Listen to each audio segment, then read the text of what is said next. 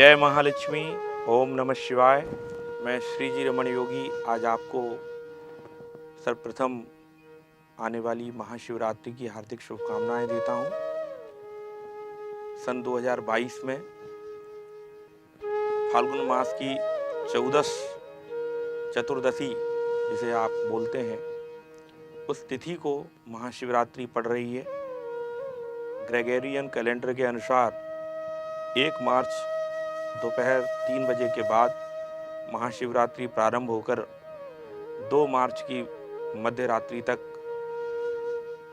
यह रहेगी। और महाशिवरात्रि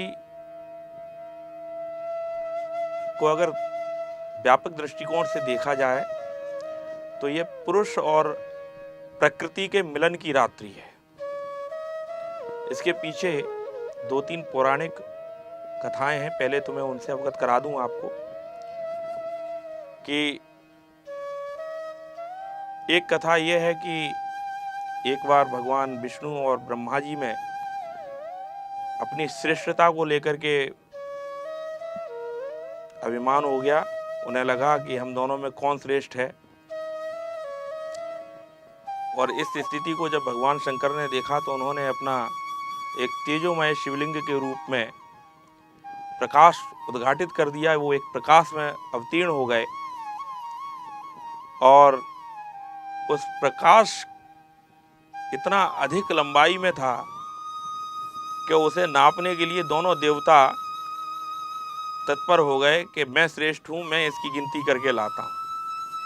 तो भगवान विष्णु पाताल की ओर चले गए और ब्रह्मा जी जो है आकाश की ओर, लेकिन इस प्रकाश का अंत नहीं पा सके। जब तक वो लौटे तब तक भगवान शिव का थोड़ा क्रोध शांत हुआ कि ये लोग अनावश्यक बातों और विवादों में पड़ करके अपनी श्रेष्ठता को सिद्ध करने के लिए लगे हुए थे। यही कारण था कि उन्होंने अपने रूप को व्यापक किया और इन लोगों को उसे नापने के लिए एक अवसर प्रदान कर दिया। अंत में इन्हें एहसास हुआ कि नहीं, देवादिदेव महादेव ही सर्वश्रेष्ठ हैं और उनका ना कोई आदि है ना कोई अंत है। और ये निष्कर्ष निकल करके देवादिदेव भगवान देवों के देव महादेव कहलाने लगे। यह कार्य चूंकि इसी दिन हुआ। दूसरी पौराणिक मान्यता है कि मां पार्वती ने भगवान शिव को प्रसन्न करने के लिए इस रात्रि में पूजा की और उनकी उपासना से प्रसन्न होकर भगवान शिव ने उनसे उनके विवाह के प्रस्ताव को स्वीकार किया। अर्थात शिव ने अपने वैराग्य जीवन को गृहस्थ जीवन की ओर अग्रसर किया।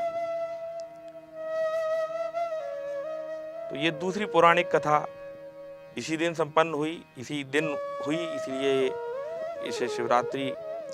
तीसरा, शिव और शक्ति का मिलन इसी दिन हुआ, इसी रात्रि को हुआ,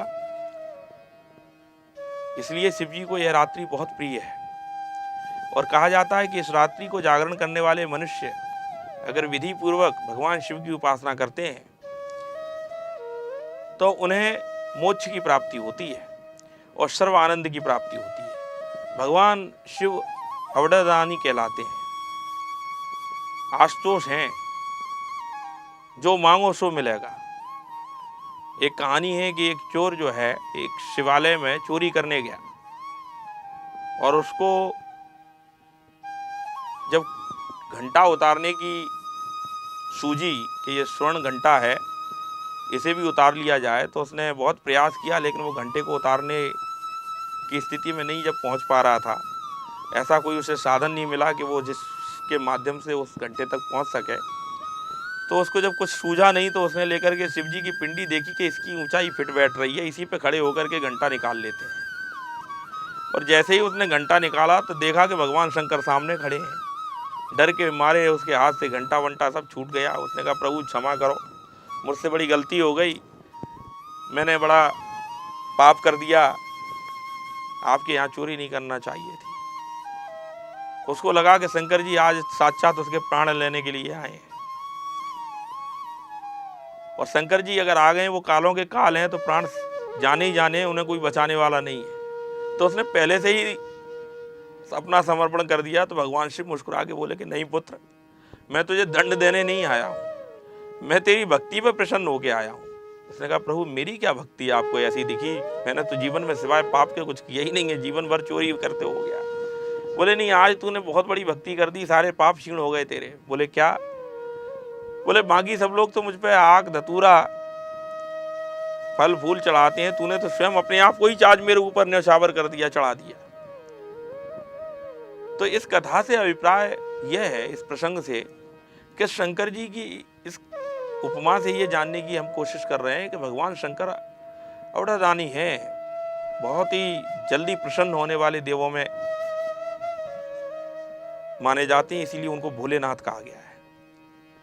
उनकी स्थिति थी कि उन्होंने तो एक बार भस्मासुर को ही ऐसा आशीर्वाद दे दिया कि उनके खुद की संकट उनके जीवन पे आ गया, वो माता पार्वती के पीछे पड़ गया। तो इतने भोले देव भगवान शिव शंकर, अगर उनकी आराधना महाशिवरात्रि के दिन करते हैं तो क्या नहीं मिल सकता। ये भगवान शंकर की जो रात्रि है, इसकी 4 प्रहर में पूजा होती है, जिसमें जो मध्य रात्रि का जागरण है वो निश्चित काल कहा जाता है, निश्चित काल। और इस निश्चित काल में जो पूजा संपन्न की जाती है, उसको भगवान शंकर बहुत ही अधिक, क्योंकि ये भगवान शिव और मां पार्वती के मिलन का समय है, यही कारण है कि इस समय बड़े बड़े साधक बड़ी बड़ी सिद्धियों के लिए इस प्रहर का इंतजार करते हैं, और सारी कामनाएं भगवान शिव और मां पार्वती के चरणों में, क्योंकि शक्ति भी साथ में है और शिव भी साथ में है, पुरुष और प्रकृति दोनों सामने है, तो क्या असंभव है। तो इस बार जो हमारी महाशिवरात्रि पड़ रही है, उसमें हमें जो है भगवान शिव शंकर का ब्रह्म मुहूर्त में उठ करके अभिषेक करना चाहिए। पूजा विधि के लिए हम उन्हें आक है, धतूरा है, हल्दी है, चंदन है, साबुत अक्षत मतलब साबुत चावल के दाने हैं, बेर है, ये और जो ऋतु फल हैं जितने भी, भगवान को अर्पण करें। गंगा जल से उन्हें स्नान कराएं, गंगा जल ना हो तो दूध की पतली धारा से उनको अभिषेक करें, और उनको त्रिपुंड लगाएं। त्रिपुंड उनको बड़ा प्रिय है, चंदन का घिसा हुआ त्रिपुंड। अब उसको लगाने का भी तरीका समझ लीजिए कि उसको बाईं ओर से लेकर के दाईं ओर की ओर खींचें। पूजा करो तो थोड़ा बहुत जान करके करो, भाव में तो भगवान सब कुछ ले, शंकर जी को तो आप जो दो उसी में प्रसन्न है, लेकिन अगर थोड़ा बहुत हम जान करके भी कर लेंगे तो उन्हें बड़ा अच्छा लगेगा। तो हमें त्रिपुंड लगाना है, तिलक 3 उंगलियों से जो लाइन चंदन की खींचते हैं, हमें बाईं ओर से दाईं ओर की तरफ खींचनी चाहिए। बहुत कम लोगों को पता होगा, इसलिए मैंने यहाँ बताना उचित समझा, क्योंकि हम सब लोग भी अपने माथे पे उस दिन त्रिपुंड लगाते हैं, तो हमें भी यही प्रक्रिया अपनानी है। तो त्रिपुंड लगाएं और भगवान की उपासना करें, रात्रि जागरण करें, और उस जागरण का जो आनंद है, आजकल महाशिवरात्रि पर लोग पेट भर के फल खा लेंगे, शाम को अलग खा लेंगे। तो व्रत इत्यादि जो भी किए जाएं, व्रत का महत्व ये होता है कि हम भगवान के लिए उस समय पूरी तरह से अपना जो दैनिक जीवन है उसमें परिवर्तन ला करके प्रभु की भक्ति में अर्पण कर देना। तो ये नहीं कि पेट भर के फलाहार कर लिया तो साहब हमने शिवरात्रि का व्रत कर लिया। शिवरात्रि का व्रत हो या अन्य कोई भी व्रत हो, उसमें सबसे पहले श्रद्धा का और भाव का बड़ा महत्व है। तो हाँ, जो बीमार हैं या लाचार हैं और उनकी बड़ी विशेष इच्छा है कि हम भी व्रत करें, किसी को दवा लेनी है या किसी को अन्य चीज़ें लेनी है, तो व्रत में दवा लेने से कोई पाप नहीं है। कई लोग ये सोचते हैं कि हम दवा खा सकते हैं कि नहीं खा सकते हैं, तो वो फलाहार के साथ खाने के बाद दवा ले सकते हैं। फलाहार इस तरह का हो कि जो उस दवा को पचाने में सहायक हो, जो है डॉक्टर की एडवाइस भी ले सकते हैं इसमें पहले, क्या ये संभव है कि नहीं। जो व्रत करने के इच्छुक हैं, जो कहीं ना कहीं किसी बीमारी से या किसी लाचारी से पीड़ित हैं, और जिनके पास कुछ ना हो, उनके पास सिर्फ एक लोटा जल हो, वो भी भगवान शिव को बड़ा प्रिय है। बस वो पूर्ण श्रद्धा भाव से उनके चरणों में पहुंच जाए।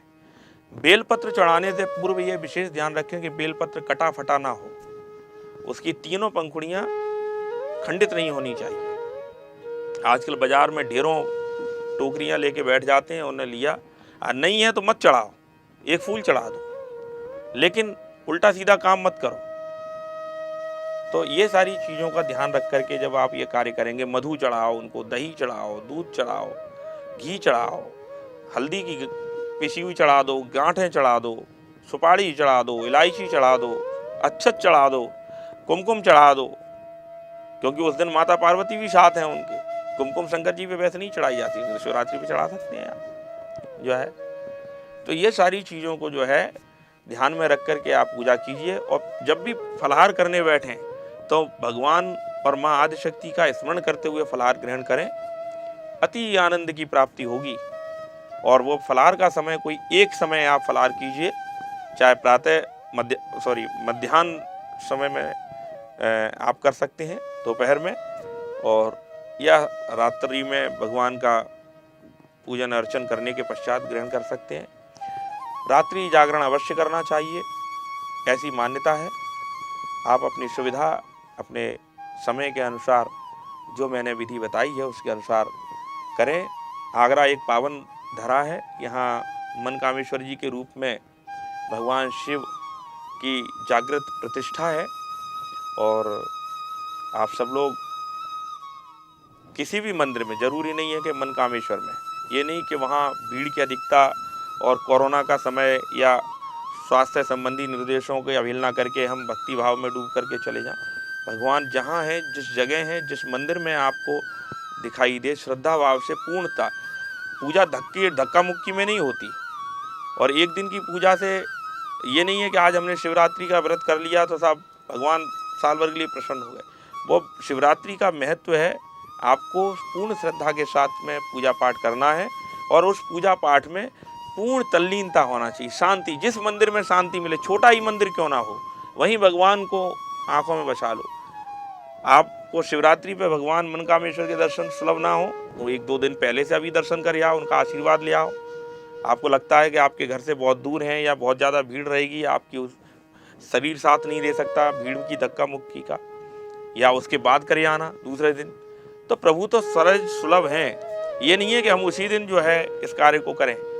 तो उसके लिए आप अपने उचित आसपास के मंदिरों में बड़े अच्छे मन से, सबसे बड़ी जो चढ़ावा है वह है भक्ति का, भावना का, उसे आप चढ़ाइए और फिर देखिए भगवान की महिमा। मैं आपको निश्चित तौर पर बता रहा हूँ कि अगली शिवरात्रि में सभी श्रोतागण ये कहेंगे जो है ब्रजवाणी रेडियो वालों को कि गुरुदेव श्री जी रमण योगी महाराज का एक बार फिर से प्रवचन कराइए शिवरात्रि को लेके, क्योंकि मैंने जो चीज़ बताई है अगर आप उसके अनुसार कार्य करते हैं तो आपको बड़ा असीम आनंद की प्राप्ति होगी। क्योंकि उस सारी चीज़ों में सबसे महत्वपूर्ण चीज़ मेरी जो बताने की है वो ये है कि भाव और पूर्ण तल्लीनता, धक्का मुक्की और बहुत भीड़भाड़ और दिखावटी पूजा नहीं, पूर्ण श्रद्धा से जहाँ जगह मिले उसी उचित स्थान पर देख करके भगवान शिव के चरणों में रहिए और जो छोटी मोटी चीज़ें मैंने आपको बताई उनके अनुसार पूजा कीजिए। आपको बड़े आनंद की प्राप्ति होगी। और जागरण कीजिए, भगवान के लिए जगिए, माँ और भगवान के मिलन का आनंद लीजिए और प्रसन्न रहिए।